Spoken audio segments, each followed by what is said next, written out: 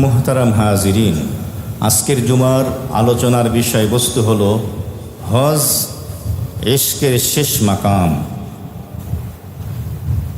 দুইটি শব্দ, একটি হলো মুহাব্বত আর একটি হলো ইশক। মুহাব্বত, ইশক, প্রেম, প্রীতি, ভালোবাসা। তবে এই দুই শব্দের ভিতরে অনেক পার্থক্য রয়েছে। মুহাব্বত বলা হয় স্বাভাবিক, সাধারণ, ব্যাপক ভালোবাসা। ভাইয়ের প্রতি ভালোবাসা, বোনের প্রতি ভালোবাসা, বাবা মায়ের প্রতি ভালোবাসা, সন্তানের প্রতি ভালোবাসা, বন্ধুর প্রতি, দেশের প্রতি ভালোবাসা, দেশপ্রেম, এটাকে বলা হয় মুহাব্বত। আর ইশক হলো মুহাব্বতের সবথেকে উঁচু মাকাম। বান্দা যখন মাওলায়ে পাকের সাথে মুহাব্বতের সম্পর্ক প্রতিস্থাপন করে এবং সে প্রতিটি ধাপ, স্তর অতিক্রম করতে করতে মুহাব্বতের উচ্চ শিখরে যখন আসীন হয়, তখন বান্দার ইশকের মাকাম নসিব হয়ে যায়। বলুন সুবহানাল্লাহ। এর দৃষ্টান্ত উলামায়ে কেরাম এভাবে দিয়েছেন। অনেক বৃক্ষ এবং গাছ লক্ষ্য করে দেখবেন, ওই গাছের একদম উপরি মাথায় মূল অংশটা থাকে, কচি পাতা থাকে। কখনো এমন হয় ডালাপালাগুলো, পাতাগুলো শুকিয়ে শুষ্ক হয়ে পড়ে যায়, ভেঙে যায়, কিন্তু উপরের যেই অংশ, মূল কচি পাতা, সবুজ পাতা এখনও অক্ষত রয়েছে, বিদ্যমান আছে।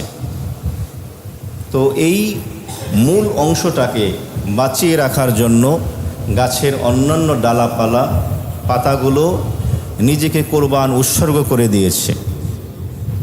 পরবর্তীতে আবার সেই বৃক্ষটি তার বিদ্যমান সেই মূল কচি পাতার মাধ্যমে আবার সেই গাছটি ডালাপালা, শাখা প্রশাখায়, পত্রে পল্লবিত হয়ে ফুলে সুসজ্জিত হয়, আবার পূর্ণাঙ্গ একটি বৃক্ষে রূপান্তরিত হয়।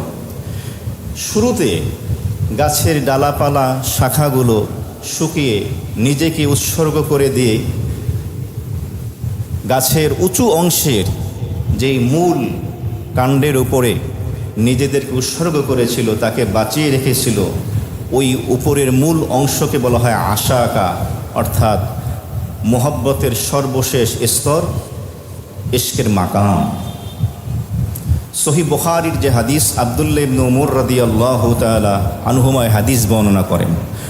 قال رسول الله صلى الله عليه وسلم بني الإسلام على خمس شهادة أن لا إله إلا الله وأن محمد رسول الله وإقام الصلاة وإيتاء الزكاة والحج وصوم رمضان أو كما قال الصلاة والسلام। হযরত রাসূল মকবুল সাল্লাল্লাহু আলাইহি ওয়াসাল্লাম ইরশাদ ফরমান, ইসলামের ভিত্তি, ইসলামের ফাউন্ডেশন 5টি বস্তুর উপরে রাখা হয়েছে। একটি হলো কালেমা শাহাদা, আশহাদু আল্লা ইলাহা ইল্লাল্লাহ ওয়া আন্না মুহাম্মাদার রাসূলুল্লাহ। দ্বিতীয় নম্বরে হলো নামাজ কায়েম করা। 3 নম্বরে হলো যাকাত প্রদান করা। 4 নম্বরে হজ। 5 নম্বরে সওমে রমাদান, রমজান মাসে সিয়াম সাধনা করা। এই হাদিসের একাধিক ব্যাখ্যা মুহাদ্দিসিন ইকরামদের থেকে রয়েছে।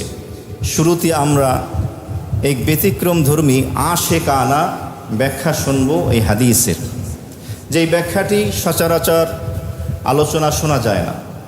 এই হাদিসের এক আশেকানা মুহাব্বতের রঙে, প্রেম ও ভালোবাসার ঢঙে একটি ব্যাখ্যা দিয়েছেন আল্লাহ পাকের আউলিয়া কেরাম, আশেকান, দেওয়ানা যারা রয়েছেন তারা।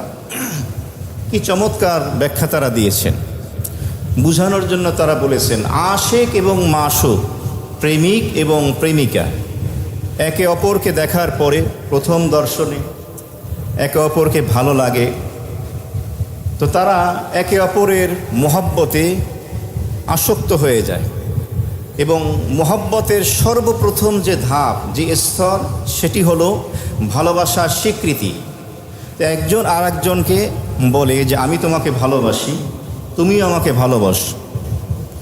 একজন আরেকজনকে তার ভাষায় বলে আনা উহিব্বুকি, I love you, please love me.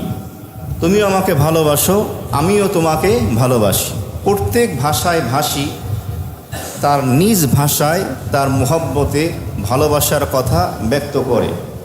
ঠিক এমনিভাবে মহান আল্লাহ রাব্বুল আলামিন কিয়ামত পর্যন্ত যত মানুষ এই পৃথিবীর জমিনে আসবে, শুধু মুসলমানের সন্তান নয়, অমুসলিমদের সন্তান, মুসলিম অমুসলিম সকলকে সম্বোধন করে কেমন জানি রব্বুল আলামিন বলছেন, বান্দা তুমিও আমার উপরে ঈমান এনে শাহাদা পড়ে আমার ভালোবাসার স্বীকৃতি প্রদান করো যে তুমি আমাকে ভালোবাসো। বলুন সুবহানাল্লাহ। তখন বান্দা বলে আশহাদু আল্লাহ ইলাহা ইল্লাল্লাহ ওয়া আন্না মুহাম্মাদান আবদুহু ওয়া রাসূলুহু। রব্বুল আলামিন, আমি এই মর্মে সাক্ষ্য দিলাম আপনি ছাড়া কোনো ইলাহ নেই, এবং আমি সাক্ষ্য দিলাম মুহাম্মদ সাল্লাল্লাহু আলাইহি ওয়াসাল্লাম আপনার পক্ষ থেকে প্রেরিত আপনার বান্দা এবং সত্য নবী ও রাসূল। প্রথম মৌখিক স্বীকৃতি দেয় আবেদ মাবুদের নিকটে, মাখলুক খালেকের কাছে, বান্দা আল্লাহ তাআলার কাছে স্বীকৃতি দিয়ে ভালোবাসার বহিঃপ্রকাশ করে যে আমরা আপনাকে ভালোবাসি। এরপরে আশেক এবং মাশুক, প্রেমিক ও প্রেমিকা একে অপরে চায় নির্জনে নিভৃতে একাকী কথাবার্তা বলতে, যার কারণে তারা সুযোগ খোঁজে, সময় খোঁজে কিভাবে কথা বলা যায়। পার্কে যেতে চায়, গভীর রাতে না ঘুমিয়ে মোবাইল ফোনে কথা বলতে থাকে। প্রেমিক এবং প্রেমিকার এই নির্জনে নিভৃতে একাকিত্বে কথা বলার প্রবণতা বেড়ে যায়। একে অপরকে না দেখতে পেলে, কথা বলতে না পারলে পেরেশান হয়ে যায়। আল্লাহ রাব্বুল আলামিন কেমন জানি বলছেন, তুমি কালেমা শাহাদার স্বীকৃতি দিয়ে আমার মুহাব্বতের স্বীকারোক্তি করেছ, তুমি আমাকে ভালোবাসো। এখন বান্দা তুমি আমার সাথে নীরবে নিভৃতে কথা বলবে সালাতের মাধ্যমে, নামাজের মাধ্যমে। বলুন সুবহানাল্লাহ। বান্দা নামাজে দাঁড়িয়ে যাবে, কোরআনে কারিমের তেলাওয়াত করবে, কোরআনে কারিমের তেলাওয়াত শুনবে, রুকু সেজদার তাসবিহগুলো, উঠতে বসতে জিকির আজকারগুলো, বৈঠকের দোয়াগুলো পড়ে কেমন জানি বান্দা রব্বুল আলামিনের সাথে সালাতের ভিতরে রব্বুল আলামিনের সাথে নীরবে নিভৃতে কথা বলতে থাকে। হযরত আলী রাদিয়াল্লাহু তাআলা আনহু তিনি বলেন, আমার যখন মনে চায় আমি রব্বুল আলামিনের সাথে কথা বলবো, আমি কোরআনে কারিমের তেলাওয়াত শুরু করে দেই। আর যদি আমার মনে চায় রব্বুল আলামিন আমার সাথে কথা বলবে, তাহলে আমি নামাজের ভিতরে দাঁড়িয়ে যাই। তার অর্থ হলো তিনি বুঝাতে চাচ্ছেন, আমি নামাজের ভিতরে দাঁড়িয়ে কোরআন তেলাওয়াত করছি, কেমন জানি আমি রব্বুল আলামিনের সাথে কথা বলতেছি। সুবহানাল্লাহ। নামাজের বাহিরে আমি কোরআন তেলাওয়াত করছি, কেমন জানি মহান আল্লাহ রব্বুল আলামিন আরশের মালিক আমার সাথে কথা বলছেন। সুবহানাল্লাহ। তো কোরআন তেলাওয়াতের অর্থ কি? রব্বুল আলামিনের সাথে কথা বলা। তো আল্লাহ তাআলা বলেন, এবার সালাত, নামাজে দাঁড়িয়ে যাও। ইসলামের 2 নম্বর ভিত্তি ইকামিস সালাহ। নামাজে দাঁড়িয়ে বান্দা কার সাথে কথা বলে? আল্লাহ রাব্বুল আলামিনের সাথে। আশিক এবং মাশুক, প্রেমিক প্রেমিকা যখন কথাবার্তা বলল, এখন বিশেষভাবে প্রেমিকা চায় যে আমার প্রেমিক আমার জন্য কিছু খরচ করুক, টাকা পয়সা ব্যয় করুক। বুঝানোর জন্য বলছি। এই জন্য দেখা যায় প্রেমিক প্রেমিকা ফাস্টফুডের দোকানে গিয়ে ঢোকে, হোটেল রেস্তোরাঁয় যায়, চাইনিজে যায়, সেখানে তার জন্য টাকা পয়সা খরচ করে। এরপরে বসুন্ধরা সিটিতে যায়, যমুনা ফিউচার পার্কে গিয়ে মোবাইল ফোন ক্রয় করে, তাকে বিভিন্ন রকমের গিফট, তাকে উপহার দেয়, তার পিছনে টাকা পয়সা খরচ করে। তো মহান আল্লাহ রাব্বুল আলামিন বান্দাকে বলেন, বান্দা কালেমা পড়ে ভালোবাসার স্বীকারোক্তি দিয়েছ, সলাতে দাঁড়িয়ে আমার সাথে কথা বলেছ, এখন আমার দিলে চাই আমার দেওয়া সম্পদ বছরে একবার যাকাত তুমি আমার রাস্তায় আদায় করবা। বলুন সুবহান। আর বাকি 11 মাস স্থান কাল পাত্র ভেদে যেখানে যেভাবে সুযোগ হয় ইসলামের জন্য দ্বীনের রাস্তায় তুমি খরচ করবে, তুমি ব্যয় করবে। এটা হলো ইসলামের ফাউন্ডেশনের তৃতীয় ধাপ, ইতা ইজ যাকাত, যাকাত প্রদান করা। কথা বুঝতেছেন? প্রেমিক প্রেমিকা চতুর্থ ধাপে উত্তীর্ণ হওয়ার জন্য একে অপরের জন্য চায়। প্রেমিকা চায় আমার মতো প্রেমিক হয়ে যাক, প্রেমিক চায় আমার মতো প্রেমিকা হয়ে যাক। আমি যেই জিনিস পছন্দ করি তুমি সেটাও পছন্দ করবে, আমি যেই জিনিস অপছন্দ করি তুমি অপছন্দ করবে। যার কারণে দেখা যায় এক সময় ছেলেটি মাছ খেতে পছন্দ করত, খুব ভালোবাসতো। এখন মা যখন খাবার প্লেটে মাছ দেয় ছেলে খেতে চায় না। কেন? না আমি খাবো না। মা তো জানে না আসলে মূল কারণ হলো তার প্রেমিকা মাছ পছন্দ করে না। এমনিভাবে মেয়েটি একসময় গোস্ত পছন্দ করত, ধরে নেন। এখন খাবার প্লেটে যখন গোস্ত দেওয়া হয় সে খেতে চায় না, স্বাচ্ছন্দ্য বোধ করে না। কেন? কারণ সে শুনেছে তার প্রেমিক বলেছে সে গোস্ত পছন্দ করে না। বুঝানোর জন্য বলছি, যার কারণে সে খাচ্ছে না। তো প্রেমিক যেটি পছন্দ করে সে পছন্দ করে, প্রেমিকা যেটা পছন্দ করে না প্রেমিক সেটা পছন্দ করে না। একে অপরের জন্য না খেয়ে থাকে। মহান আল্লাহ রাব্বুল আলামিন বলেন এই তিনটি ধাপ তুমি অতিক্রম করলে মহব্বতের, কালেমার শাহাদা স্বীকারোক্তি দিলে ভালোবাসার, নামাজে গোপনে কথা বললে, তোমার সম্পদ আমি যে সম্পদ দিয়েছি যাকাত আদায় করলে, আমার রাস্তায় খরচ করলে, তাহলে এখন তোমাকে আরেকটি কাজ করতে হবে। আমি মহান আল্লাহ রাব্বুল আলামিন পানাহার করি না, আমার একটা বিশেষ গুণ, তা আমার হুকুম বছরে একটা মাস রমজান মাস সুবহে সাদেক থেকে নিয়ে সূর্য অস্তমিত হওয়া পর্যন্ত তুমি পানাহার পরিহার করবে, আমার মতো না খেয়ে থাকবে, অর্থাৎ রমজানের সিয়াম সাধনা করবে। বলুন সুবহানাল্লাহ। তো বান্দা সর্বপ্রথম শাহাদা পড়ে ভালোবাসার স্বীকারোক্তি দিল, সলাতে দাঁড়িয়ে নামাজের ভিতরে মহান আল্লাহ রাব্বুল আলামিনের সাথে কথাবার্তা বলল, যাকাতের মাধ্যমে সম্পদ আল্লাহর রাস্তায় খরচ করলো, 1 মাস সিয়াম সাধনার মাধ্যমে রমজান মাসে এভাবে সে আল্লাহর মতো পানাহার পরিহার করলো আল্লাহর হুকুম পালনের জন্য। মহব্বতের এই 4টি ধাপ যখন অতিক্রম করলো বান্দা, উলামায়ে কেরাম বলেন একটি একটি করে মহব্বতের ভালোবাসার এই স্তরগুলো অতিক্রম করার পরে বান্দার ভিতরে মহব্বতের আগুন ধাউ ধাউ করে জ্বলতে লাগলো। বান্দা বেচাই, অস্থির লাগে, পেরেশানি লাগে। কিসের পিপাসা, কিসের ক্ষুধা, কিসের তামান্না কিছুই বুঝি না।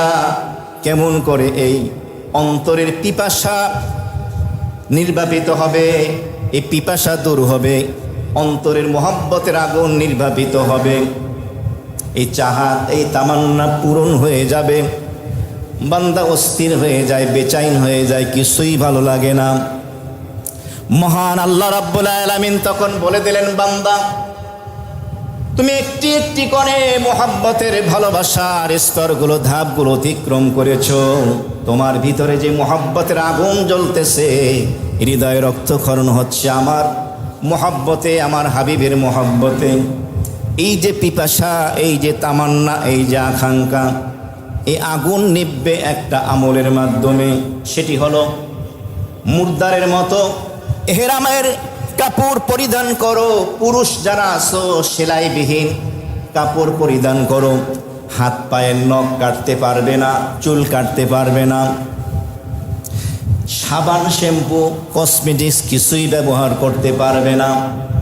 এহরামের কাপড় পরার পরে মুহরিম হয়ে 2 রাকাত সালাত আদায় করার পরে নিয়ত করে তালবিয়া পরে বাইতুল্লাহর দিকে ছুটতে থাকো। মিনার ময়দানে যাও, আরাফার ময়দানে যাও, মুজদালিফার ময়দানে যাও, দিন এবং রাত অতিবাহিত করো দেওয়ানার মতো, মজনুর মতো, পাগলের মতো। দুনিয়ার সকল মানুষের থেকে তোমার হুকুম এখন আলাদা। তোমার জন্য এহরামের নিষেধাজ্ঞা চলে আসছে, এগুলো তোমাকে মানতে হবে। এরপরে জামারায় যাও পাথর নিক্ষেপ করার জন্য। এরপরে তুমি বাইতুল্লাহ যাও, তালবিয়া পড়তে পড়তে যাও, লাব্বাইক আল্লাহুম্মা লাব্বাইক লাব্বাইক লা শারীকা লাক লাব্বাইক ইন্নাল হামদা ওয়ান নি'মাতা লাকা ওয়াল মুলক লা শারীকা লাক। সাফা মারওয়ায় সাই করো। বাইতুল্লাহ দেখার পরে তালবিয়া বন্ধ হয়ে যাবে। যখন হাজরে আসওয়াদ থেকে আবার তুমি তাওয়াফ শুরু করে দেবে, হাজরে আসওয়াদ পর্যন্ত আসবে, হজ সম্পন্ন হয়ে যাবে। বাইতুল্লাহ যখন দেখতে পাবে, বাইতুল্লাহকে যখন জড়িয়ে ধরবে, তোমার এই মোহাব্বতের আগুন, ইশকের আগুন আল্লাহ রাব্বুল আলামিন তোমার ভিতরে নিভিয়ে দিবে। সুবহান। হজের মাধ্যমে এই মোহাব্বত এবং ইশকের পরিসমাপ্তি হয়। অনেকের মনে প্রশ্ন আসতে পারে, হুজুর 20 বছর 30-40 বছর দিয়ে অনেকেই নামাজ পড়ে, ও ইশকের আগুন তো জ্বলে না, কেমনে জ্বলবে? যেভাবে কালিমা পড়া উচিত ছিল, শাহাদা পড়া উচিত ছিল, ভালোবাসার স্বীকারোক্তি দেওয়া উচিত ছিল, কালেমার হক আদায় করা উচিত ছিল, যেভাবে সালাত কায়েম করার আদায় করার প্রয়োজন ছিল, যেভাবে নামাজ আদায় করা উচিত, যেভাবে যাকাত প্রদান করা উচিত, যাকাত দেওয়া উচিত ছিল, যেভাবে রমজানের রোজা সিয়াম সাধনা করার প্রয়োজন ছিল, সেভাবে তো করতে পারিনি, যার কারণে মোহাব্বতের আগুনও আর লাগেনি। যদি সঠিকভাবে করতাম অবশ্যই লেগে যেত, হজ ছাড়া এই আগুন আর নিভানো যেত না। এই জন্য হজকে বলা হয় বান্দার ইশকের সর্বশেষ মাকাম, যেই মাকামের মাধ্যমে আল্লাহ তাআলা পর্যন্ত বান্দা পৌঁছে যায়। বলুন সুবহানাল্লাহ। ওই হজের মাধ্যমে বান্দার জীবনে আমূল পরিবর্তন আসে, এমন এক চেঞ্জ, এমন এক পরিবর্তন আসে। হজ করার আগে যে গুনাহগুলো করতে, এখন সেগুলো সে করে না। হজের আগে নামাজ পড়তো, আবার পড়তো না, হজের পরে নামাজ ছাড়তে পারে না, পাগল হয়ে যায়, গুনাহমুক্ত জীবন কাটায়, ইবাদত যুক্ত জীবন তার নসিব হয়ে যায়। কিন্তু অধিকাংশের ক্ষেত্রে দেখা যায় হজ থেকে আসার পরে যেই সেই, কোনো পরিবর্তন নেই, আগের মতোই বেনামাজি, আগের মতোই মন চাইলে সালাত পড়ে, মন চাইলে পড়ে না, 2 ওয়াক্ত পড়ে, 3 ওয়াক্ত পড়ে না, 4 ওয়াক্ত পড়ে, 1 ওয়াক্ত পড়ে না, জুমা পড়ে, বাকি সপ্তাহের কোনো খোঁজ নেই। এরকম হাজি নাই? অসংখ্য হাজি আছে। বোঝা গেল ওই হজ তার নসিব হয়নি, যেই হজ তার প্রয়োজন ছিল। আল্লাহ তাআলা আমাদের সকলকে সে আশেকানা, ইশকওয়ালা, মোহাব্বতওয়ালা হজ্জে মাবরুর নসিব করে, বলি আমিন। এই হাদিসের আরও একটি ব্যাখ্যা মুহাদ্দিসিন ইকরামগণ দিয়েছেন, সেটি হলো ইসলামের যে ফাউন্ডেশন, ভিত্তি 5টি বস্তুর উপরে, এই হাদিসকে একটি তাঁবুর সাথে তুলনা করা হয়েছে। আর একটি তাঁবু প্রতিস্থাপন করতে গেলে 5টা খুঁটির দরকার হয়। 5টা খুঁটির মাধ্যমে একটা তাঁবু পূর্ণতা লাভ করে। এই 5টা খুঁটির মধ্যে থেকে 1 নম্বর যে খুঁটি হলো মূল খুঁটি, যেই খুঁটি তাঁবুর মাঝখানে থাকে, তাঁবুর মূল অস্তিত্ব বিদ্যমান রাখে। আর সেই খুঁটির নাম হলো কালেমা শাহাদা, আশহাদু আল্লাহ ইলাহা ইল্লাল্লাহ ওয়া আশহাদু আন্না মুহাম্মাদান আবদুহু ওয়া রাসূলুহু। এই হলো মূল খুঁটি। কেউ যদি এই শাহাদা না পড়ে, কালেমা না পড়ে, মুসলমান না হয়, ইমানদার না হয়, জিন্দিগি ভর যদি কোনো ন্যাক আমল করে, ওই ন্যাক আমলের কোনো দাম আছে না। তাহলে তাঁবুর মূল খুঁটি হলো তার মাঝখানের খুঁটি, কালেমা শাহাদা। এরপরে হলো তার চারদিকে 4টি খুঁটি, একটি হলো সালাত নামাজ, একটি হলো যাকাত, একটি হলো হজ, আরেকটি হলো রমজানের রোজা। ওই 4টা খুঁটি যখন আপনি প্রতিস্থাপন করবেন, তখন ওই তাঁবুটি পূর্ণতা লাভ করবে। ঠিক এমনিভাবে কোনো মোমেন বান্দা বান্দি, নারী পুরুষ, কালেমা পড়ে শাহাদা এই সাক্ষ্য দিয়ে যখন সে মুসলমান হয়, ইমানদার হয়, এরপরে সে যখন নিয়মিত 5 ওয়াক্ত সালাত আদায় করবে, যাকাত ফরজ হলে হিসাব করে যাকাত আদায় করবে, রমজান মাসের সিয়াম সাধনা করবে, হজ ফরজ হলে হজ করবে, তখন সে ইসলামের এই তাবুকে পূর্ণতা দান করলো। সে পরিপূর্ণ পূর্ণাঙ্গ একজন মুসলিম হওয়ার সৌভাগ্য লাভ করলো। বলুন সুবহান। সে এখন পরিপূর্ণ ইমানদার, কালেমা পড়েছে, মুসলমানের ঘরে জন্ম নিয়েছে, কিন্তু নামাজ পড়ে না। এ কি পূর্ণাঙ্গ মুসলমান হলো? কারণ তাবু তো অসম্পূর্ণ। নামাজ পড়ে কিন্তু যাকাত ফরজ হয়েছে, যাকাত হিসাব করে দেয় না। পূর্ণাঙ্গ মুসলমান হলো? তাবু তো অসম্পূর্ণ হলো। নামাজও পড়ে, যাকাতও দেয়, রমজানে রোজা রাখে না, পূর্ণাঙ্গ মুসলমান হলো? রোজাও রাখে, হজ ফরজ হয়েছে, ফরজ হজ আদায় করে না, পূর্ণাঙ্গ মুসলমান হলো? আংশিক, কারণ তার তাবুটা অসম্পূর্ণ রয়ে গেছে। সুতরাং ইসলামের এই মূল ভিত্তি হলো 5টি। এই 5টি বস্তু যখন আমরা ধারণ করব, তখন আমরা পূর্ণাঙ্গ মুমিন এবং মুসলমান হতে পারবো। আল্লাহ তাআলা তৌফিক দান করেন, বলি আমিন। হাদিস শরীফের মধ্যে এসেছে, সুইলান নবী সাল্লাল্লাহু আলাইহি ওয়াসাল্লাম, নবী করিম সাল্লাল্লাহু আলাইহি ওয়াসাল্লামকে প্রশ্ন করা হলো, আইয়ুল আমালি আফজালু ইয়া রাসূলুল্লাহ, হে আল্লাহর রাসূল, সর্বোত্তম আমল কি, সর্বশ্রেষ্ঠ আমল কি? ফাকাল, আল্লাহর নবীজি বললেন, ঈমানুন বিল্লাহি ওয়া রাসূলি, আল্লাহ এবং তার রাসূলের উপরে ঈমান আনা, বিশ্বাস স্থাপন করা, এটি হলো সর্বোত্তম সর্বশ্রেষ্ঠ আমল। সাহাবী আবার প্রশ্ন করলেন, সুম্মা মাযা, এরপরে সর্বোত্তম আমল কি? ফাকাল, আল্লাহর নবী বললেন, আল জিহাদু ফি সাবিলিল্লাহ, আল্লাহর রাস্তায় জিহাদ করা। সাহাবী আবার প্রশ্ন করলেন, সুম্মা মাযা, এরপরে সর্বোত্তম আমল কি? ফাকাল, আল্লাহর নবী বললেন, এরপরে সর্বোত্তম সর্বশ্রেষ্ঠ আমল হলো আল হজ্জুল মাবরুর, হজ্জে মাবরুর। বলুন সুবহান। সহিহ বুখারীর হাদিস, আবু হুরায়রা রাদিয়াল্লাহু তাআলা হাদিস বর্ণনা করেন, রাসূল করিম সাল্লাল্লাহু আলাইহি ওয়াসাল্লাম ইরশাদ ফরমান, আল উমরাতু ইলাল উমরা কাফারাতুন লিমা বাইনাহুমা ওয়াল হজ্জুল মাবরুর লাইসা লাহু জাযাউন ইল্লাল জান্নাহ, আও কামা ক্বালা সাল্লাতু ওয়াসসালাম। আল্লাহর হাবিব ইরশাদ ফরমান, কোন ব্যক্তি উমরা করলো, এরপরে আবার উমরা করলো, এই 2 উমরার মাঝখানে যতগুলো গুনাহ হয়ে যাবে, এই 2 উমরার কারণে সকল গুনাহগুলি আল্লাহ মাফ করে দেবে। সুবহানাল্লাহ। মনে করেন আপনি আপনার জীবনে একটা উমরা করলেন, এরপর আবার পরবর্তীতে আল্লাহ আপনাকে উমরা করার তৌফিক দিল। এই 2টি উমরার মাঝখানে যত গুনাহ হবে, এই 2 উমরা গুনার জন্য কাফারা হয়ে যাবে, সকল গুনাহ মাফ হয়ে যাবে। সুবহানাল্লাহ। এরপর নবী বলেন, ওয়াল হজ্জুল মাবরুর লাইসা লাহু জাযাউন ইল্লাল জান্নাহ, আর হজ্জে মাবরুর হলো এমন একটা বরকতপূর্ণ হজ, যেই হজের বিনিময় আল্লাহ রাব্বুল আলামিন বান্দাকে সরাসরি জান্নাত দান করবে। সুবহানাল্লাহ। হজ্জে মাবরুর হলো গুনাহমুক্ত পুত পবিত্র হজ, সেই হজের নাম হলো হজ্জে মাবরুর।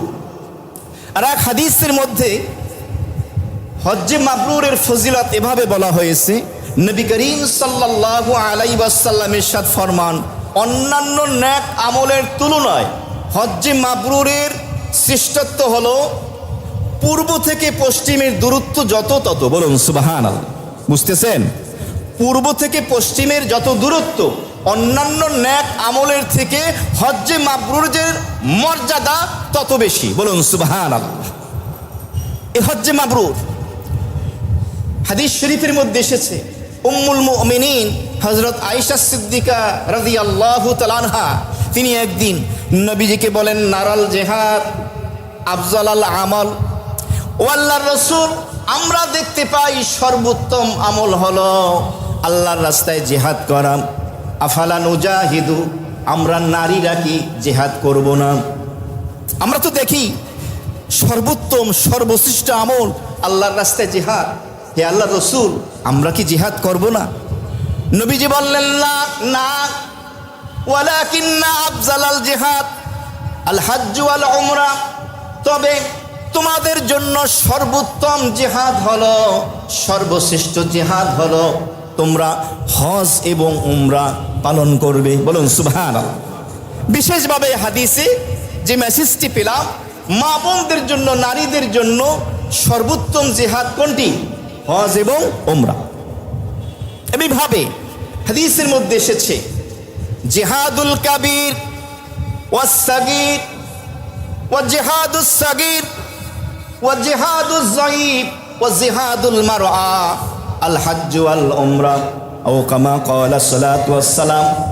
আল্লাহর হাবিব ইরশাদ ফরমান, বয়স্ক লোক, বৃদ্ধ লোক যারা জিহাদ করার ক্ষমতা রাখে না, বার্ধক্যের কারণে, বয়সের কারণে তাদের জিহাদ। এমনিভাবে ছোট্ট বাচ্চা জিহাদের ময়দানে যেতে পারে না, তার জিহাদ। দুর্বল ব্যক্তি দুর্বলতার কারণে আল্লাহর রাস্তায় জিহাদ করতে পারে না, তাদের জিহাদ। নারীদের জিহাদ, নারী হওয়ার কারণে জিহাদের ময়দানে যেতে পারছে না। এই বয়স্ক লোক, শিশু, বাচ্চা, দুর্বল মানুষ এবং নারীদের জিহাদ হলো আল হজ্জ ওয়াল উমরা, আল্লাহর রাস্তায় হজ এবং উমরা করা। সুবহানাল্লাহ। তাহলে বয়স্ক লোক যারা আছে, শিশু বাচ্চা যারা আছে, দুর্বল এবং নারীরাও জিহাদের ফজিলত লাভ করতে পারবে কোন আমলের মাধ্যমে? হজ এবং উমরার মাধ্যমে। আল্লাহ তাআলা তাদেরকে এই সুমহান এক আমল জিহাদের আল্লাহ সওয়াব তাদেরকে দান করবেন। সুবহানাল্লাহ। এক সাহাবী নবীজির দরবারে এসে বললেন, ইয়া রাসূলুল্লাহ, আমি অনেক দুর্বল, আমি মানসিকভাবে অনেক ভীরু, আমি কিভাবে জিহাদ করব? নবীজি বললেন, তুমি জিহাদ করবে এমন জিহাদ যেই জিহাদের ভিতরে কাঁটা নেই, অর্থাৎ যেই জিহাদের ভিতরে কষ্ট নেই। সেটি কি? নবীজি বললেন, তুমি হজ করবে। বলুন সুবহানাল্লাহ। হজের মাধ্যমে আল্লাহ তাআলা এই জিহাদে সওয়াব দান করছেন বনি আদমকে। এমনিভাবে হাদিস শরীফের মধ্যে এসেছে, নবী করিম সাল্লাল্লাহু আলাইহি ওয়াসাল্লাম ইরশাদ ফরমান, হজ এবং উমরার মাধ্যমে আল্লাহ তাআলা বান্দার গুনাহকে এবং দারিদ্রতাকে আল্লাহ তাআলা দূর করে দেয়। বলুন সুবহানাল্লাহ। হজ করলে, উমরা করলে আল্লাহ পাক তার গুনাহ মাফ করে দেন এবং তার দারিদ্রতা বিমোচন করে দেন। আল্লাহ তাকে স্বাবলম্বিতা দান করেন, রিজিকের ভিতরে আল্লাহ বরকত দান করে। বলুন সুবহানাল্লাহ। যেমনি ভাবে কামার, কর্মকার দা বটি যখন বানায়, তার যে হাফর আছে যার মাধ্যমে ওই দা বটির লোহার জংগুলো দূর হয়ে যায়, মরিচাগুলো দূর হয়ে যায়, ঠিক এমনিভাবে স্বর্ণকারের স্বর্ণ এবং রূপার ময়লাগুলো যেমনিভাবে দূর হয়ে যায়। আল্লাহ পাকের বান্দা বান্দি যখন হজ করে, উমরা করে, এই হজ এবং উমরার মাধ্যমে বান্দার তামাম জিন্দিগির সমস্ত গুনাহগুলো আল্লাহ ধুয়ে মুছে পাক ও সাফ করে দেয়। সুবহানাল্লাহ। মানুষ মনে করে এই 6 লাখ, 7 লাখ, 8 লাখ, 10 লাখ কম বেশি এত টাকা দিয়ে হজে যাব, এত টাকা। বান্দা জানে না এই টাকার বিনিময়ে সে পাবে। এক বর্ণনা এসছে, হজ করার মাধ্যমে আল্লাহ তাআলা বান্দাকে স্বাবলম্বী করে দেন, তাকে অর্থনৈতিকভাবে সচ্ছল বানিয়ে দেন, ধনী বানিয়ে দেন। বলুন সুবহানাল্লাহ। আর হাদিসের মধ্যে এসছে, বান্দা হজ করতে গেল, হজ করতে গিয়ে যে শারীরিক কষ্ট পেল এবং তার যে অর্থ সম্পদ ব্যয় হলো, এই শারীরিক কষ্ট এবং অর্থের বিনিময়ে আল্লাহ বান্দাকে আলাদা নেকি দান করে। বলুন সুবহানাল্লাহ।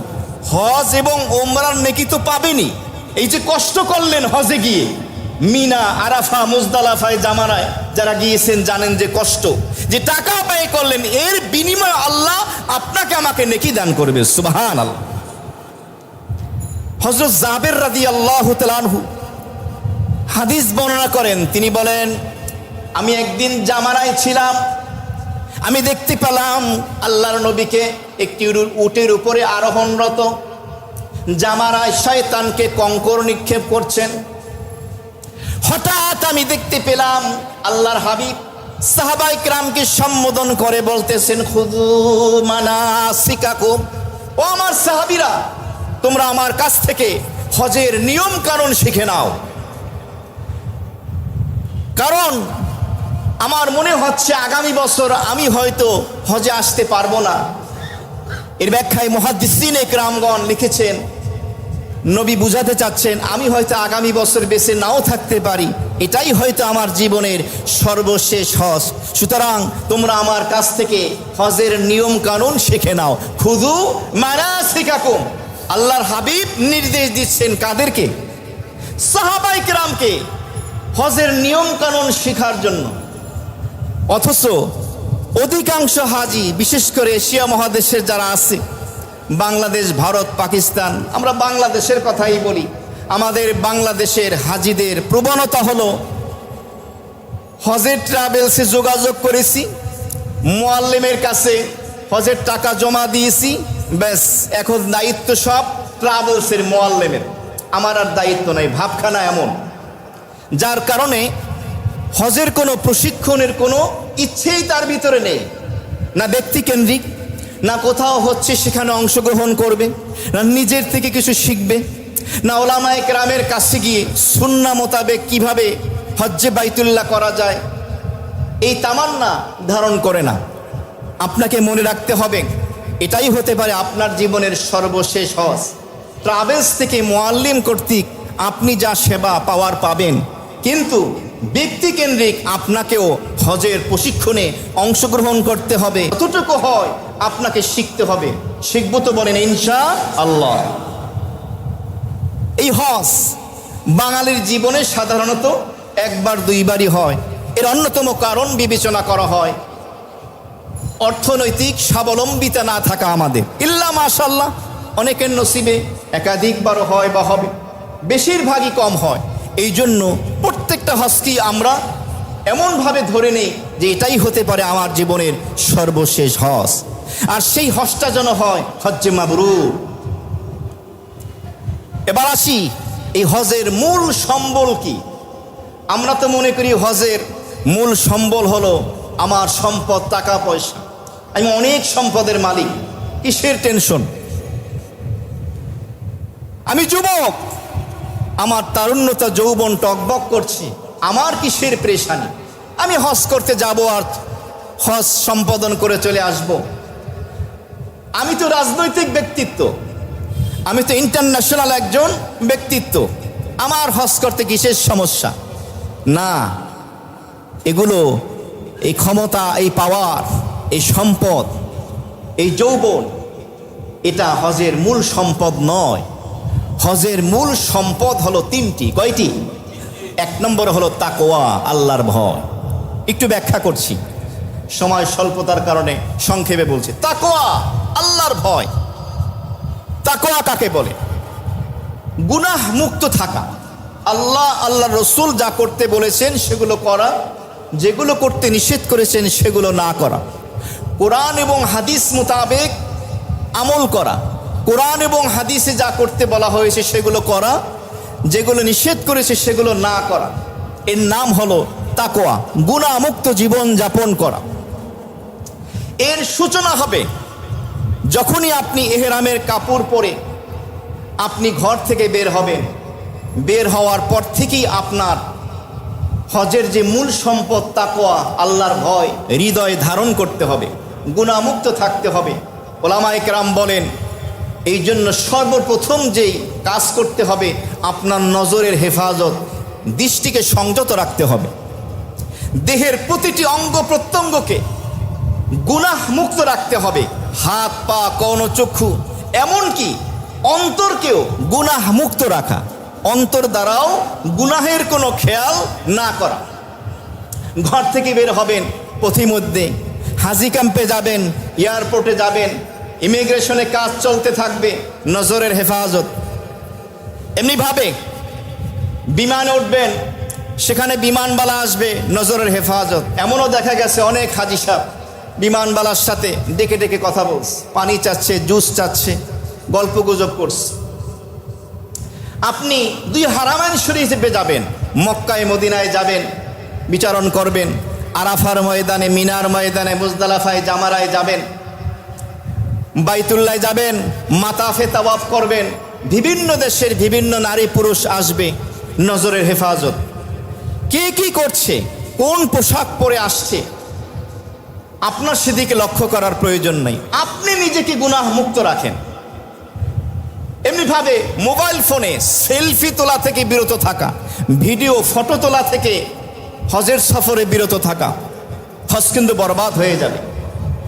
বিমানবন্দরে গিয়েই সেলফি, বিমানে উঠেই সেলফি, হজে যাচ্ছি দোয়া চাই। কার কাছে দোয়া চাচ্ছেন? নিজেকে গোপন রাখেন।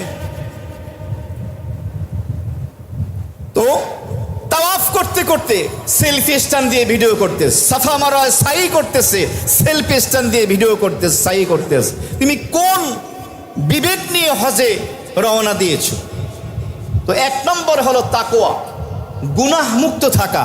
হজের সফরে এক নম্বর সম্পদ হাজী সাহেবের।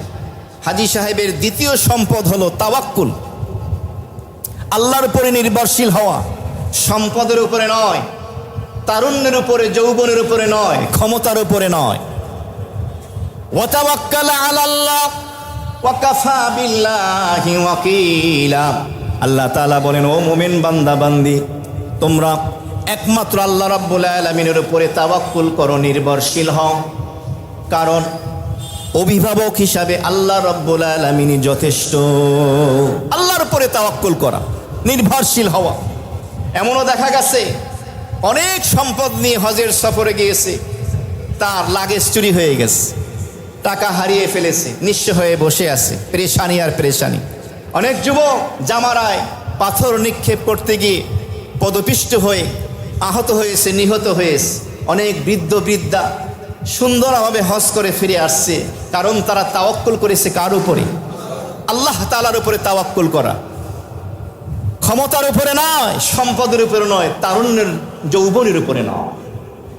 হাজী সাহেবের হজের 3 নম্বর মূল সম্পদ হলো আসবর, ধৈর্য, সহনশীলতা। হজের সফরে আপনাকে ধৈর্যের পরিচয় দিতে হবে। ঘর থেকে যখন ইহরাম পরে বের হবে, হজের গোটা সফরে এয়ারপোর্ট পর্যন্ত পৌঁছতে বাংলাদেশে দেখা যাবে জ্যামের কারণে সময় মতো পৌঁছতে পারেননি, বিরক্ত হওয়া যাবে না। এয়ারপোর্টে ইমিগ্রেশন অনেক সময় লেগে যাচ্ছে, বিমান ডিলে হচ্ছে, অথবা বিমানে অনেক সময় লেগে গেল 6-7 ঘন্টা কম বেশি। সৌদি জেদ্দা এয়ারপোর্টে যাওয়ার পরে ইমিগ্রেশন অনেক সময় লেগে গেল। বিমানে, বাসে আপনি মনোপুত জায়গা, সিট পেলেন না, সময় মতো খাবার পেলেন না, মনোপুত খাবার নসিব হলো না। হোটেলে গিয়েছেন, হোটেল মনোপুত হয়নি। এখানে একটি বিষয় মনে রাখবেন, আপনি যত টাকা দিয়ে হজের সফরে যান না কেন, এই হজের সফরে আপনাকে ধৈর্য ধারণ করতে হবে। মুআল্লিম, ট্রাভেলসের দায়িত্বশীল ব্যক্তিরা যদি ইচ্ছে করে বেশি মুনাফা লাভের জন্য হাজী সাহেবদেরকে কষ্ট দেয়, এর বিচার আল্লাহ করবে কিনা? আল্লাহ তাআলা করবেন। আপনি আপনার হজ নষ্ট করবেন না, আপনি ধৈর্য ধারণ করবেন। তবে কিছু বিষয় আছে, সীমাবদ্ধতা থাকে। মুআল্লিম ট্রাভেল চাইলেও সেটা করতে পারে না, অনেক সময় হয়ে যায়, এটা দোষারোপ করা যাবে না। হোটেল খাবার সময় মতো না পাওয়া, এই হজের সফরে মক্কা মদিনার হোটেলে থাকা খাবারের ক্ষেত্রে, অথবা যেই খাবার আপনি পছন্দ করেন সেই খাবার হয়তো সময় মতো দেওয়া হচ্ছে না। মিনা, আরাফা, মুজদালিফার ময়দানে আপনার কষ্ট হচ্ছে, জামারায় কঙ্কর নিক্ষেপ করতে গিয়ে, বাইতুল্লাহ তাওয়াফ করতে গিয়ে, সাফা মারওয়ায় সাই করতে গিয়ে সবর, ধৈর্য ধারণ করতে হবে। করব তো বলেন ইনশাআল্লাহ। তাহলে হাজী সাহেবদের এই হজের সফরের মূল সম্পদ কয়টা? কোরআন ও হাদিসের আলোকে 3টা। একটা হলো তাকওয়া, গুনাহ মুক্ত থাকা। একটা হলো তাওয়াক্কুল, সর্ব অবস্থা আল্লাহর উপরে নির্ভরশীল হওয়া। 3 নম্বর হলো সবর, ধৈর্য ধারণ করা। আল্লাহ সকল হাজীকে নসিব করে, বলি আমিন। এই হজের সফরে আমরা মক্কা এবং মদিনায় গমন করি। মক্কা এবং মদিনা থেকে আমরা কি নিয়ে আসব? অধিকাংশই বলবে হুজুর শপিং করে অনেক লাগেজ ভরে নিয়ে আসবো। শপিং করেন, নিষেধ না, তবে শপিংয়ের পিছনেই বেশি সময় ব্যয় না করি। ওলামায়ে কেরাম বলেন মক্কা থেকে 2টা জিনিস আনবে, মদিনা থেকে 2টা জিনিস আনবে। মোট কয়টি? 4টি। মক্কা থেকে এক নম্বর যেই জিনিসটি বান্দা আনবে, দুনিয়ার জমিনে অন্য কোথাও যেই জিনিসটি পাওয়া যায় না, সেটি হলো মা উ জমজম, জমজমের পানি, বরকতের পানি, জমজমের পানি নিয়ে আসবেন। এটা হলো এক নম্বর। দ্বিতীয় নম্বর হলো বাইতুল্লাহর সামনে গিয়ে ওই কালো গ্লাফের দিকে তাকিয়ে আল্লাহ তাআলার কাছে দোয়া করবেন, আল্লাহ আমার মতো অধম গুনাহগারকে তোমার এই বাইতুল্লাহ দেখার তৌফিক দিয়েছো, তোমার নবীর জন্মভূমি পুণ্যভূমি মক্কাতুল মুকাররমে আসার সুযোগ দিয়েছো, কাবার সামনে দাঁড়ানোর তৌফিক দিয়েছো, হজ এবং উমরা করার তৌফিক দিয়েছো। মেহেরবানি করে আমার তামাম জিন্দিগির সকল গুনাহগুলি মাফ করে দাও এবং মওত পর্যন্ত আমি যেন তোমার সবগুলো হুকুম পালন করতে পারি সেই তৌফিক দান করো, আমি তোমার সাথে ওয়াদাবদ্ধ হলাম। এটা হলো দ্বিতীয় জিনিস, মক্কা থেকে যা নিয়ে আসবেন। এই ওয়াদার ভিতরে সব আছে, সুদ, ঘুষ, মদ, জুয়া, জিনা, অন্যের হক নষ্ট করা, অন্যের জমিন আইল মারা, অন্যের জমিন দখল করা, অন্যের উপরে জুলুম করা, মিথ্যা সাক্ষ্য দেওয়া, চাঁদাবাজি, টেন্ডারবাজি, সন্ত্রাসী, যত প্রকারের অপকর্ম আছে সব কিছুর অন্তর্ভুক্ত। হজ করতে গেছেন, এর অর্থ হাজি লাগাবেন, আলহাজ লাগাবেন নয়, এর অর্থ হলো আপনি ওয়াদাবদ্ধ হয়েছেন, আপনার জীবনে চেঞ্জ আসবে, পরিবর্তন আসবে, আর গুনাহ আসবে না। আল্লাহ নসিব করে বলি আমিন। মদিনা থেকেও দুইটা জিনিস আনতে হবে। এক নম্বর জিনিস হলো মদিনার বরকতের খেজুর, আজওয়া খেজুর আনবেন, মারিয়াম খেজুর আনবেন, সুক্কারি আনবেন, নিজের জন্য, পরিবারের জন্য, বন্ধু বান্ধবের জন্য আনবেন, হাদিয়া দেবেন সামর্থ্য অনুযায়ী। আর দ্বিতীয় নম্বরের যেই জিনিসটি আপনি নিজের সাথে নিয়ে আসবেন সেটি হলো মদিনাতুল মুনাওয়ারায় গিয়ে রওজায়ে আতহারে নবীর রওজার সামনে দাঁড়িয়ে বুক ভরে মোহাব্বত ভরা হৃদয় নিয়ে আপনি দুরুদ সালাম পাঠ করবেন। এরপরে রওজা থেকে বের হয়ে কিবলামুখী হবেন, রওজামুখী না, কিবলামুখী হয়ে দোয়া করবেন আল্লাহর কাছে। কার কাছে? অনেকে আছে রওজার দিকে তাকিয়ে দোয়া না, আল্লাহর কাছে দোয়া করবেন, আল্লাহ আমার মতো অধম গুনাহগারকে সোনার মদিনায় তোমার হাবিবের রওজা আতহারের সামনে দাঁড়িয়ে থাকার, দুরুদ সালাম পাঠের তৌফিক দিয়েছো। আল্লাহ মেহেরবানি করে আমার ব্যক্তি জীবন, পারিবারিক জীবন, সামাজিক জীবন, আমার অর্থনীতি, পররাষ্ট্রনীতি, রান্নাঘর থেকে নিয়ে সংসদ ভবন পর্যন্ত আমার জীবনের প্রতি ক্ষেত্রে তোমার হাবিবের সুন্নাতকে বাস্তবায়ন করার তৌফিক দান করো, আমিন। এই প্রতিজ্ঞাবদ্ধ হওয়া, আল্লাহর কাছে এই দোয়া করা। মদিনা থেকে এই দুইটা জিনিস আনবো তো বলেন ইনশাআল্লাহ। এবার আসি, হজের অন্তর্নিহিত শিক্ষা হলো পাঁচটি। কয়টি? হজের অন্তর্নিহিত শিক্ষা হলো পাঁচটি। এই অন্তর্নিহিত শিক্ষার আগে আপনি হজের ভিতরে যেই কাজগুলো বিশেষভাবে করতে পারবেন না, সূরা বাকারার 197 197 নম্বর আয়াতে কারিমা আল্লাহ বলে দিলেন, ফামান ফারাদা ফীহিন্নাল হজ ফালা রাফাসা ওয়ালা ফুসুক ওয়ালা জিদালা ফিল হজ।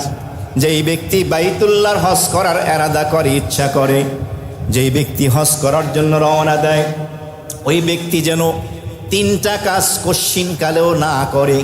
এক নম্বর, ফালা রফাসা। রফাস বলা হয় অশ্লীল কথা এবং অশ্লীল কাজ। হজের সফরে কোনো অশ্লীল কথাও বান্দা বলবে না, হজের সফরে কোনো অশ্লীল কাজও বান্দা করবে না। ফালা রফাসা, অশ্লীল কথা এবং কাজ পরিহার করতে হবে।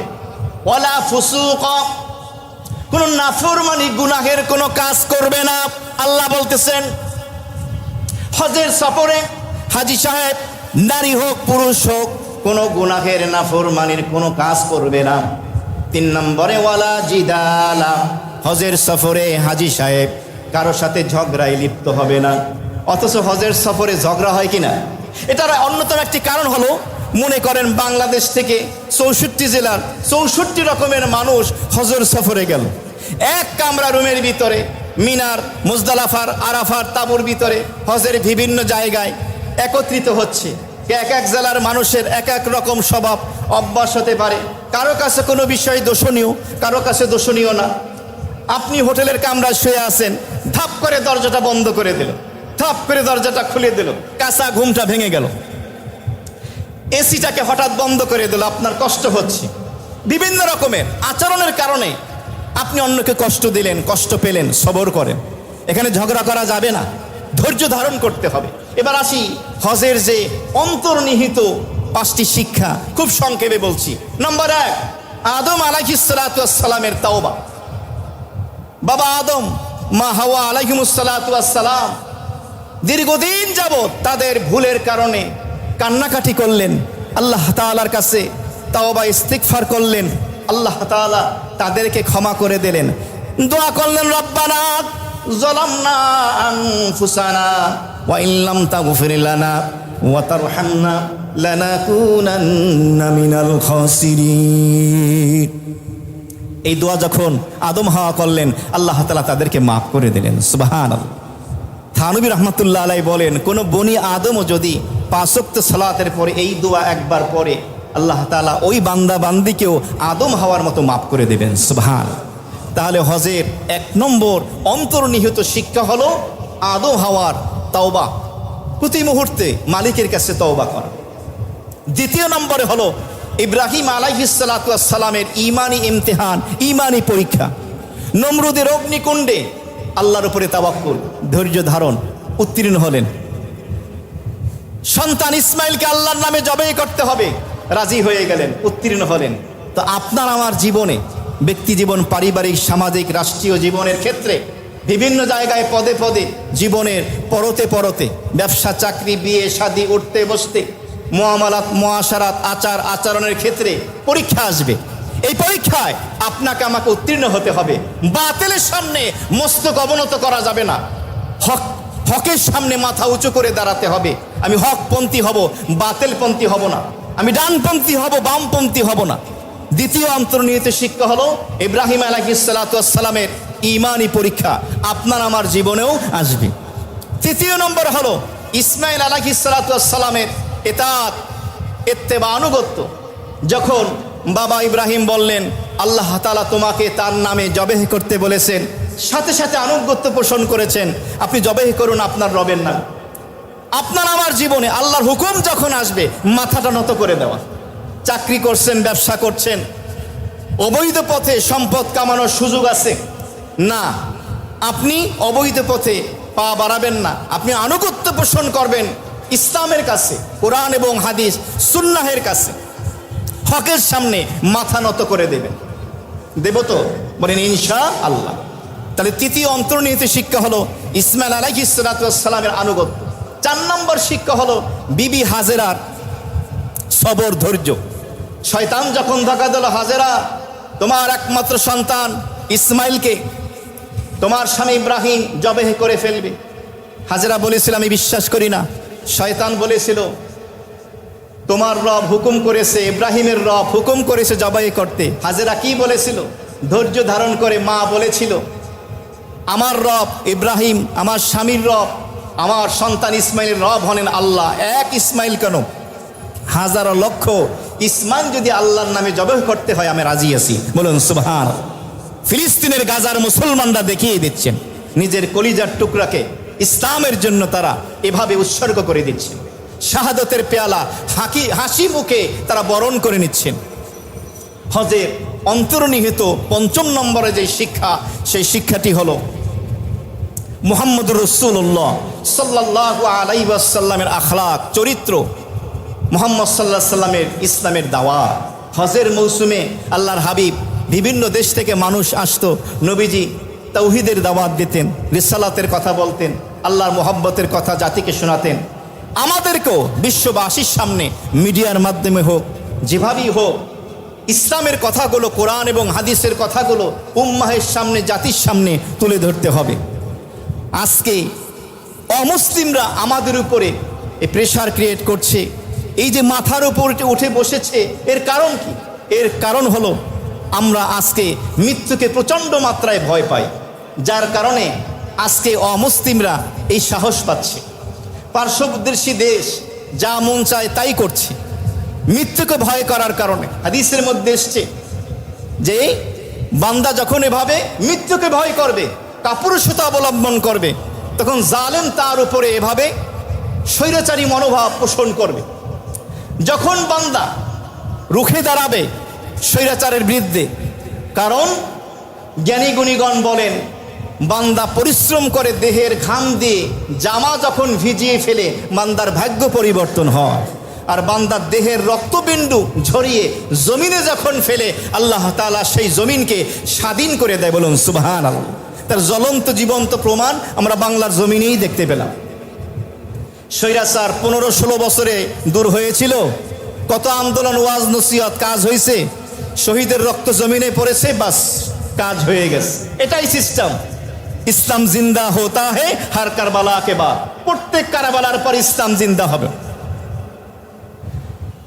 এক মুরিদ শিষ্য তার শায়েকের কাছে গেল, গিয়ে বলল, হযরত আমার মৃত্যুকে খুব ভয় লাগে, মরণের কথা স্মরণ হলেই আমার খুব ভয় করে, আমাকে কিছু আমল বাতলে দেন। খেয়াল করেন কি আমল বাতলাচ্ছে। হযরত বললেন, বাবা তুমি তোমার সামর্থ্য অনুযায়ী যত বেশি পরিমাণে পারো দান করো। কোরআনে বলা হয়েছে, ইয়াসআলুনাকা মাযা ইউনফিকুন, হে নবী আপনাকে জিজ্ঞেস করা হবে, বান্দারা, আমার বান্দারা, আপনার উম্মত জিজ্ঞেস করবে আমরা আল্লাহর রাস্তায় কি খরচ করব, কি ব্যয় করব। আপনি বলে দেন, কুলিল আফওয়া, তোমার মূল খরচ বাদ দিয়ে অতিরিক্ত যা বেশি কিছু আছে আল্লাহর রাস্তায় ব্যয় করে দাও। যেটা তোমার মৌলিক প্রয়োজন অতটুকু রাখো, বাকিটা যত পারো ব্যয় করো। আমরা এমনটা করি না। তো ওই মুরিদ শিষ্য শোনার পরে চলে গেল। সে তার সামর্থ্য অনুযায়ী খুব ব্যয় করতে লাগলো। শুধু জাকাত পর্যন্তই সীমাবদ্ধ নয়, বাকি 11 মাসের স্থান কাল পাত্র ভেদে ফকির, মিসকিন, গরিব, অসহায়, এতিম, বিধবা, রোগাক্রান্ত, অসুস্থ, চিকিৎসা, অভাবী মেয়েদের বিয়ে শাদী থেকে শুরু করে সকল ক্ষেত্রে এভাবে খরচ করতে লাগলো, ব্যয় করতে লাগলো। কিছুদিন যাওয়ার পরে, বছর খানেক পরে সে আসলো। সে বলল, হযরত এমন আমল আপনি বলে দিলেন যেই মৃত্যুকে আমার ভয় লাগতো, আমি আতঙ্কিত হতাম মৃত্যুর কথা স্মরণ হলে, এখন তো আমার মৃত্যু বড় ভালো লাগে, মৌতের প্রতি তো আমার মহব্বত তৈরি হয়ে গেল, কেন হলো আমি বুঝলাম না। তো শায়েখ কি বলে, কান লাগান। তখন হযরত বললেন যে দেখো, মানুষের প্রপার্টি যেখানে থাকে মানুষের দিল সেখানে লেগে যায়। মানুষের ধন সম্পদ যেখানে থাকে তার দিল সেখানে থাকে। তোমার ইতিপূর্বে বাড়ি, গাড়ি, জায়গা, জমিন, টাকা পয়সা, ধন দৌলত সব দুনিয়ায় ছিল, আখিরাতের নামে মাত্র খরচ করছো। তো তোমার দিল তো দুনিয়ায় লেগে আছে। এখন তুমি বেশি বেশি খরচ করার কারণে, আল্লাহর রাস্তায় ব্যয় করার কারণে এখন দুনিয়ার থেকে প্রপার্টি দুনিয়ায় না আখিরাতে। কথা বলেন না কেন? আখিরাতে গিয়ে জমা হয়েছে। যেখানে যার প্রপার্টি থাকে, ধন সম্পদ থাকে, বান্দার দিল সেখানে গিয়ে লাগে। এই জন্য তোমার মৃত্যুকে এখন ভয় লাগে না, কারণ তুমি তোমার সম্পদের কাছে প্রপার্টি বুঝে নিতে চাচ্ছ। সুবহানাল্লাহ। মুহতারাম হাজিরিন, আজকে যে আমরা আলোচনাগুলো শুনলাম, হজ হচ্ছে ইশকের শেষ মাকাম, এবং এই ক্ষেত্রে যে আলোচনা হলো সংক্ষেপে একটু বলে দিচ্ছি। হাজী সাহেবের হজের মূল সম্পদ 1 নম্বরে তাকওয়া, আল্লাহর ভয়। 2 নম্বরে তাওয়াক্কুল, সর্ব অবস্থা হজের সফরে আল্লাহর উপর নির্ভরশীল হওয়া। 3 নম্বরে সবর, ধৈর্য ধারণ করা। মক্কা থেকে 2টা, বাইতুল্লাহ প্রতিজ্ঞাবদ্ধ হওয়া, জমজমের পানি নিয়ে আসা। মদিনা থেকে 2টি, রওজা আথারের সামনে দাঁড়িয়ে সুন্নাহ মোতাবেক জীবন গঠনের প্রতিজ্ঞাবদ্ধ হওয়া, দোয়া করা এবং বরকতের খেজুর নিয়ে আসা। হজের অন্তর্নিহিত শিক্ষা, আদম আলাইহিস সালামের তওবা ইস্তেগফার, ইব্রাহিম আলাইহিস সালামের ঈমানি পরীক্ষা, ইসমাইল আলাইহিস সালামের আনুগত্য, বিবি হাজেরার ধৈর্য, মুহাম্মদুর রাসূলুল্লাহ সাল্লাল্লাহু আলাইহি ওয়াসাল্লামের দাওয়াতের কাজ, জান এবং মাল দিয়ে মওত পর্যন্ত আল্লাহর রাস্তায় খরচ করা। রাজি আছি মুসলমান? আল্লাহ তাআলা আমাদের তৌফিক দান করেন। ওয়া আখিরি দাওয়ানা আলামিন। কবলুন জার রাকাত পড়ি।